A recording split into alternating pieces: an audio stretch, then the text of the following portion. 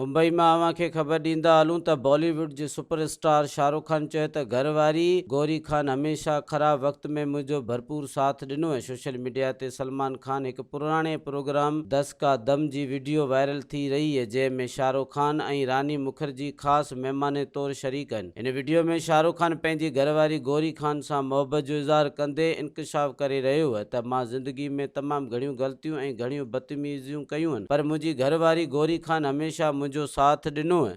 अस्सलाम वालेकुम, this is Farzana बाहर। सूमरा वॉलपेपर दुकान कासमाबाद में खुली वियो आहे।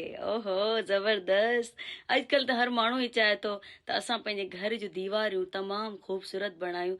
इन्ही करे ई कासमाबाद में सूमरा वॉलपेपर दुकान खुली वियो आहे। त तव्हांखे अगरि राब्तो करणो आहे त रांझन अली सां राब्तो करे तव्हां पंहिंजे मज़ीद ख़बरनि ऐं तफ़सीलात लाइ विज़िट कयो असांजी वेबसाइट www.awamiNewsHD.com ऐं ॾिसंदा रहो अवामी न्यूज़ HD।